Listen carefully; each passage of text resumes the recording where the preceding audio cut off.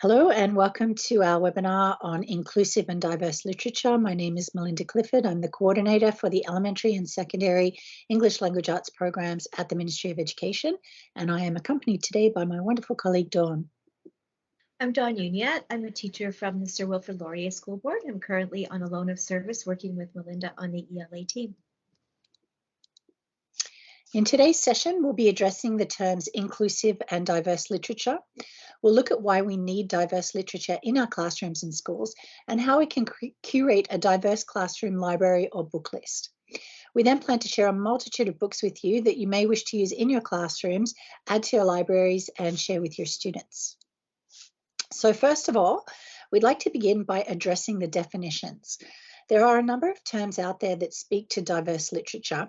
Inclusion or inclusive literature is one of those terms, which is often used to address differently abled minorities, but is not about differently abled people per se, but rather includes stories and characters that are differently abled or neurologically diverse. Diverse literature is the all-encompassing term that we're going to use today. The American Library Association promotes a definition by the organization We Need Diverse Books. Their mission statement defines diverse literature as literature which recognizes all diverse experiences, including but not limited to Indigenous peoples, LGBTQIA, people of color, gender diversity, people with disabilities, and ethnic, cultural, and religious minorities. They subscribe to a broad definition of disability, which we feel also echoes our own and includes but is not limited to physical, sensory, cognitive, intellectual, or developmental disabilities, chronic conditions, and mental illness. This may also include addiction. Furthermore, they support a social model of disability, which presents disability as created by barriers in the social environment due to lack of equal access, stereotyping, and other forms of marginalization. So in a nutshell, diverse literature means variety.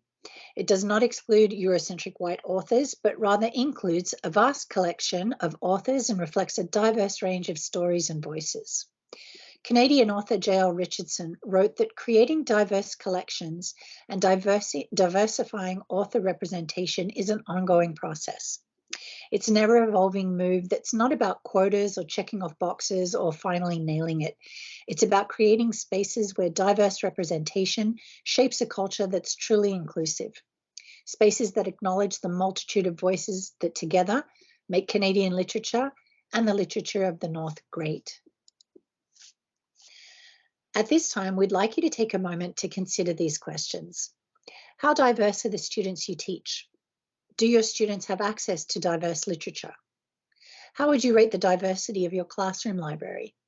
And how would you rate the diversity of your school library? For a broader perspective, we looked at a recent survey by BookNet Canada. They're a nonprofit organization that support the Canadian book industry through the development of technology, standards, and education. Earlier this year, they published their report on diversity, a survey of Canadian readers 2021. We've included the reference and a link to the PDF at the end of this presentation. They too were interested in the issue of diversity, namely who in Canada is reading diverse books? How do you reach more diverse readers? And what are the behaviours of readers who belong to a non-dominant identity? They cited Statistic Canada's 2016 census that put the country's population at just over 35 million people. So that's clearly a lot of potential for diversity. So to articulate some of this diversity, they referenced information from StatsCan on non-dominant identities. What you see on this slide provides a snapshot of the diversity among our population, and the categories loosely encapsulate some of the themes we'll be addressing later today when we present our selection of diverse literature. They highlighted visible minorities, indigeneity, sexuality, disability and neurodiversity, economic disparity, religion, mental health, and language as overarching themes for non-dominant identities that are woven throughout the fabric of our Canadian culture.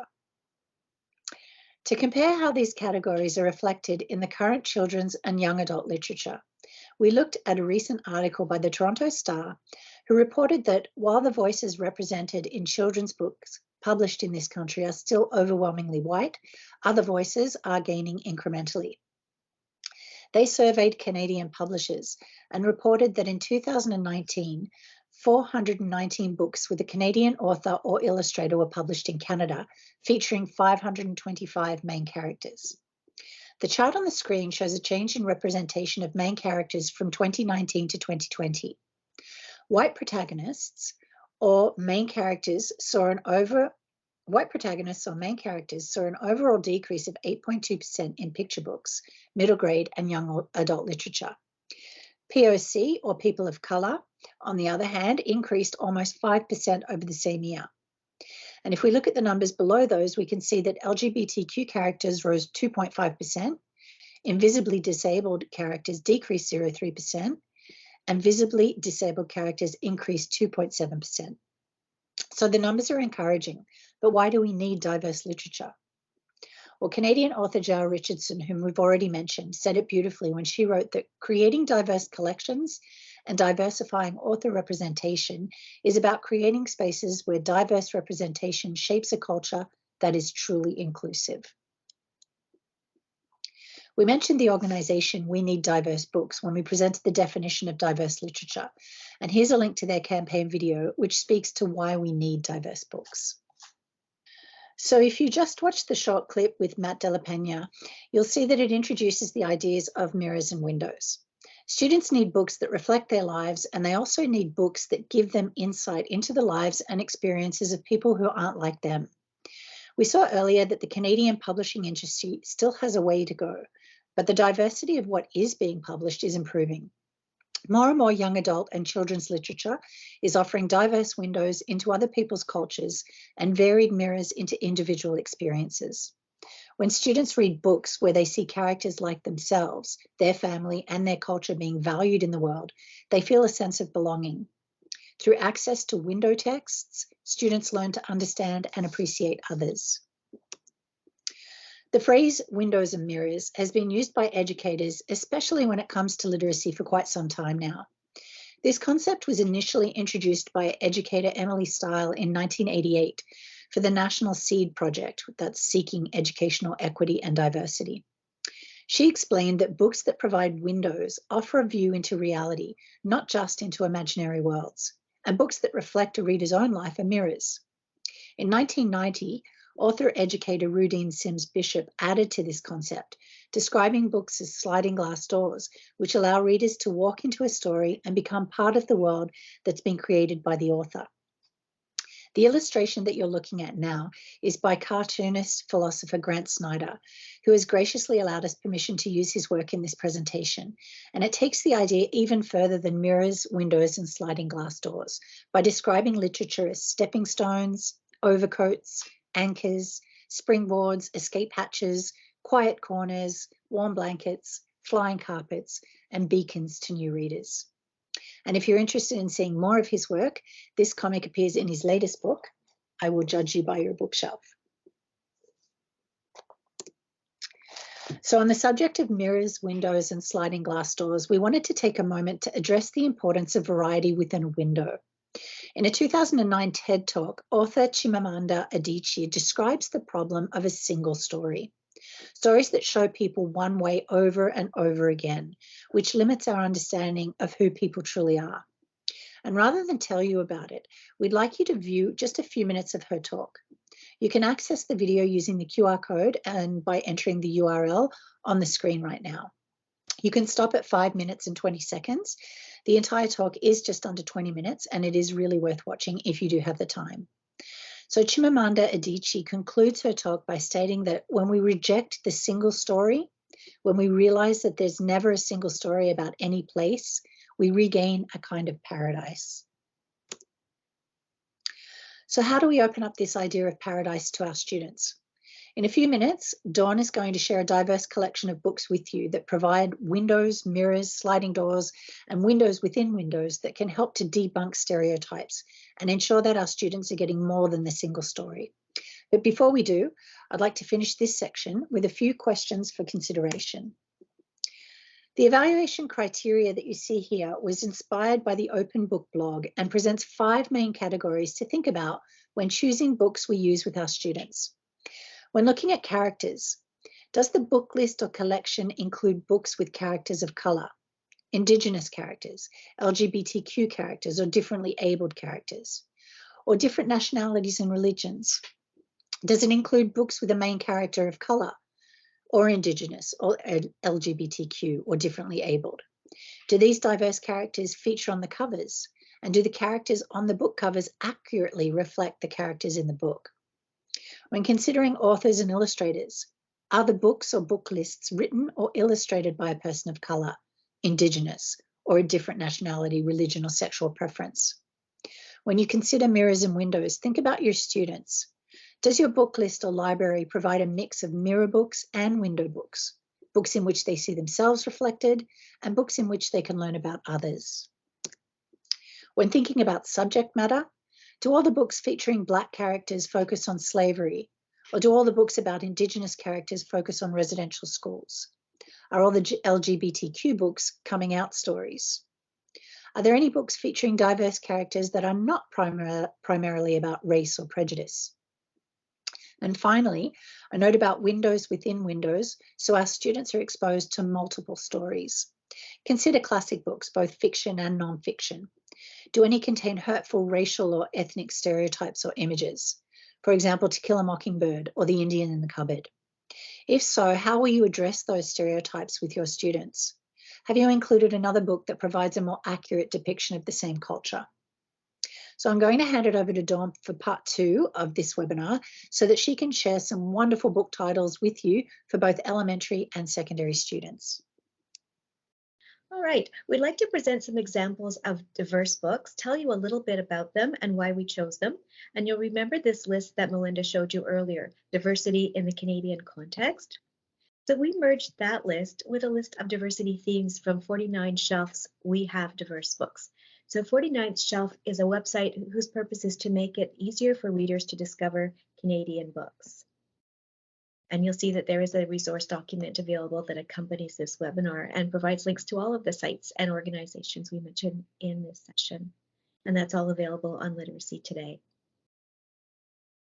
So this is our adapted list, and we are going to present a selection of books to you that address these themes.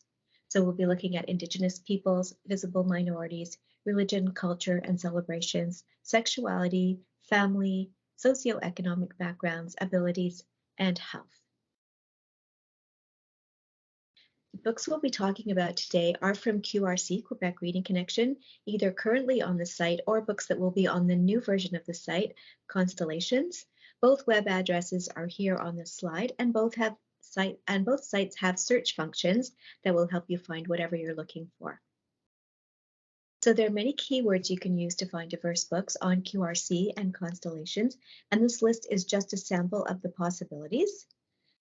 So if you'd like to look at this a little bit more closely, you can pause this session here. And now I think we're ready to go on and look at some books. We're going to start this section with some books that address Indigenous themes, and it's important to acknowledge history. And there are many books that address issues of racism and abuse in residential schools. And here we have a couple of picture books about residential schools for younger students. When We Were Alone and The Train. I Am Not a Number is more appropriate for older elementary and secondary students. And The Secret Path is a wordless graphic novel for more mature readers. And sometimes we want to use nonfiction texts to get more detailed information about a topic. And that's why we included Writing Canada's Wrongs, Residential Schools. Even though it can be difficult to address topics like this, we have to recognize how important it is. This is not something we can ignore. Benjamin Alir-Senes in the ILA presentation, Creating Culturally Responsive Classrooms, reminded us that we can only tackle these difficult or sensitive subjects by building communities in stories and in our classrooms where there's a positive climate that allows for discussion. It can be interesting to look at legends and culture, and here we have a couple of examples, but we also need to include other kinds of stories of Indigenous life that tell contemporary stories of real situations, not just those that are focused on creation stories and history. So part of critical literacy is examining whose voices are heard and whose are not heard. So we want to determine what's missing from our bookshelves and what could be replaced. And that's something we need to think about as we continue through the presentation on the theme of Indigenous peoples and cultures. Hopefully, we're already talking and reading about residential schools, and many schools have books like the ones on this slide related to legends and history. But what might be missing? Cynthia Letich-Smith is a member of the Muskogee Creek Nation, and she writes fiction for children centered on the lives of modern-day Indigenous people. She says that Indigenous people are often omitted or misrepresented in books, or they are spoken about only in the past. We looked at the idea of stereotypes earlier and how we've come to realize that to avoid stereotypes, we need to include all kinds of stories. Some of those stories might have a character who just happens to be of a particular ethnicity or culture, but their ethnicity is not the focus of the story. The big ideas in the story might reflect more of a common human experience that illustrates how we are all alike. And that's the case with A Different Game. 4 boys are trying out for an elite soccer team. They just happen to be Indigenous kids, and most students will identify with the issues presented in this novel. The Old Ways and The Caribou Feed Our Soul both give a portrait of contemporary life in the North and will help students from other regions to see some similarities and differences to their own lives. Wild Berries is about a boy and grandmother and their tradition of picking berries. The text includes Cree words with a glossary and pronunciation guide, and that's a nice way of acknowledging the importance of languages other than just English and French. One of my all-time favorite books is The Marrow Thieves, a dystopian novel with Indigenous characters and themes. It explores many big ideas, including non-traditional families, multi-generational relationships, survival, and first romantic relationships. One of the main characters happens to be gay, but that's not really an essential part of the story. The Marrow Thieves is a really engaging adventure with elements that appeal to a variety of readers. And like many of the books we're presenting, it's related to more than one diversity theme, but I chose to include it here with Indigenous characters. The other books you see here are all contemporary stories. In Res Runaway, a teenager is struggling with his sexual orientation, and when he comes out as gay, he is not accepted in his community. The Firestarters is about teens who are falsely accused of a crime and looks at issues of racism, discrimination, power, and justice. And He Who Dreams focuses on identity. The protagonist struggles with his identity. His mother is Cree, his father is Irish. When he joins an Indigenous dance class, the other boys don't accept him because he looks like his dad with red hair and fair skin. And it's only then that he really understands the racism faced by his sister, who looks like their mom. And here we have 2 anthologies that present diverse perspectives on what it means to be Indigenous in the 21st century. Next, we'll look at visual minorities, and here we have some texts related to Black history, and we hope this is a topic that is already well covered in our libraries. But if you're looking for books on Black history, you'll find a lot of possibilities on QRC and Constellations. Definitely, we need to learn and talk about Black history, but it's also important to go beyond stories of the Underground Railroad, Martin Luther King Jr., Civil Rights Movement, and Viola Desmond. What you see here are books that have main characters who are Black, and all of them focus on contemporary life. I Am Every Good Thing is a fairly recent book that has the narrator describing all of his wonderful qualities and characteristics, and I think this would be a great model text for a class book in which everyone names and illustrates their own positive qualities. The King of Kindergarten is all about the excitement of starting school. We tried to choose books for this presentation that present all kinds of diversity in a positive light, and this might be a good time to mention that we might sometimes come across books in our schools that present stereotypes and even racism. Part of critical reading is identifying bias and stereotypes, and we need to be prepared to talk about these things with our students and help them recognize and process issues like racism and injustice. And when we come across difficult or sensitive subjects, we can use them as teaching opportunities. Let's continue with visual minorities. Your Name is a Song is a celebration to remind us of the beauty and history behind our names. A young girl is frustrated by teachers and classmates mispronouncing her beautiful name. Her mother teaches her about the musicality of African, Asian, Black American, Latinx, and Middle Eastern names. And I like that the illustrations in this book show diverse characters who are real people. And for that reason, if given the choice of reading Your Name is a Song or Kevin Henkey's classic Chrysanthemum, that also is about appreciating names, but with a mouse as the main character, I'd go with The Humans and I would read Your Name is a Song. For secondary, there are so many great choices. I really love Black Brother, Black Brother. It's the story of brothers. One looks like their mom, who's Black. One looks like their dad, who is white. People don't really believe that they're brothers. The boys are treated completely differently by students and staff at their high school and by members of the community. The story feels very real and it's a great read. Another one of my favorites is The Field Guide to the North American Teenager, about a boy from Montreal of Haitian descent. His first language is French. He and his mom moved to Texas, and he learns to adapt to his new school and find his place in this new situation. Ben Felipe, the author, was born in Haiti, raised in Montreal, and now lives in the US, so there are definitely similarities between the writer and his protagonist, and you'll notice this in most of the books we're presenting. In addition to the novels on this slide, there is a nonfiction text. It's not all black and white.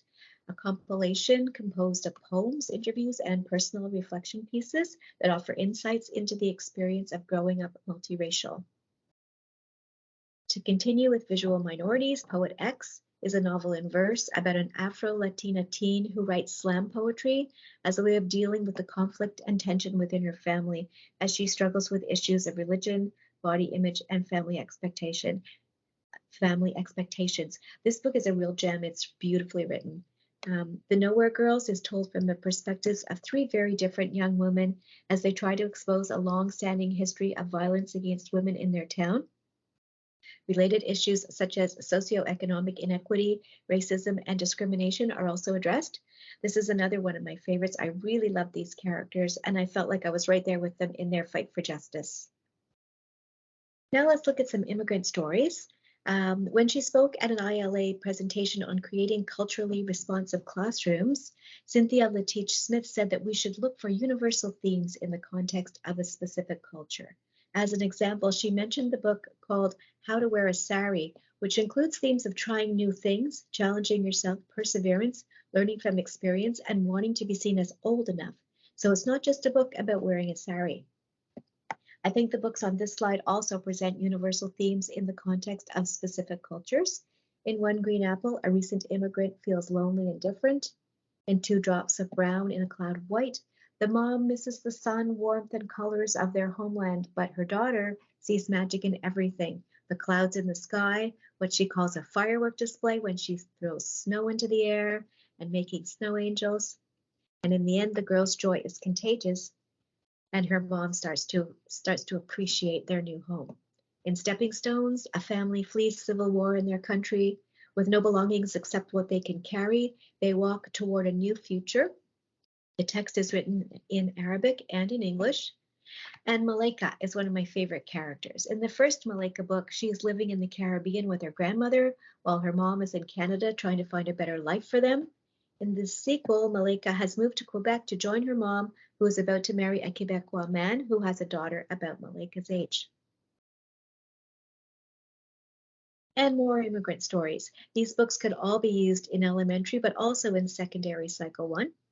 Sugar and Milk is the story, a story within a story. When a recent immigrant struggles with adjusting to her new life, her aunt tells her a folk tale about a king who told refugees that there was no room for newcomers in his land, and he illustrated with a full glass of milk.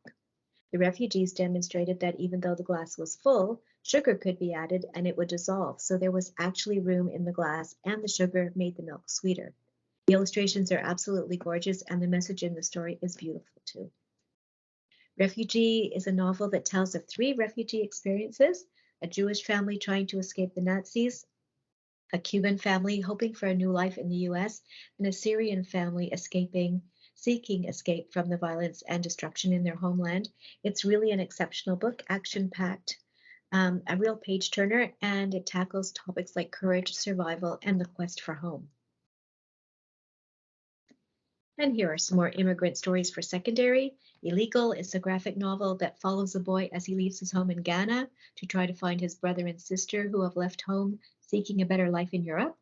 This text brings to light current immigration and global issues. It's fiction, but it's based on very real and terrible journey that many young people have attempted. We Are Not Free is about 14 teens whose lives are turned upside down when people of Japanese ancestry are removed from their homes and forced into internment camps during World War II. And now we'll look at religion and culture. And here we have three very different stories about being Muslim. In The Proudest Blue, a girl wears her hijab to school for the first time. Rashad's Ramadan tells about one family's tradition, so it's one example of what Ramadan and Eid are all about. And Yo Soy Muslim is special because it addresses multicultural identities and includes some Spanish words in the text.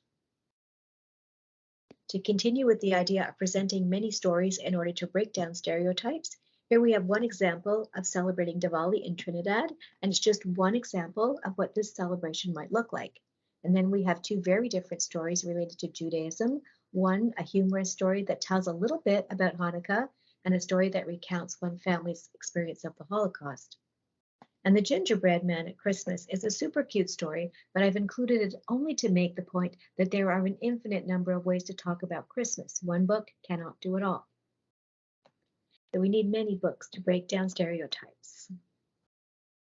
In Bifocal, a Muslim student is arrested as a suspected terrorist. This heightens tensions at his high school between Muslim and non-Muslim students. The story is told from 2 points of view: a studious Muslim boy of Afghani descent and a popular white athlete. It's really well done, and this might be a good time to mention the Own Voices movement. This is the idea that authors writing about their own reality or background can do a better, more authentic job than someone who's writing from the outside looking in. So for example, on this slide, we have Saints and Misfits by S.K. Ali, who is a Muslim woman, a teacher from Toronto. And the book is about a young Muslim woman balancing her religion and her family's beliefs and expectations with North American society. And if we go back to Bifocal and Own Voices, Deborah Ellis wrote the chapters narrated by Haroon, the Muslim character. Ellis is a well-respected Canadian writer and activist. Her themes are often concerned with the sufferings of persecuted children in the Third World. She's traveled and researched extensively, so although in most cases, Own Voices is a good guideline to follow, it's usually a good guideline to follow. In my opinion, this book co-authored by Deborah Ellis is an exception, as is her book Moon at 9.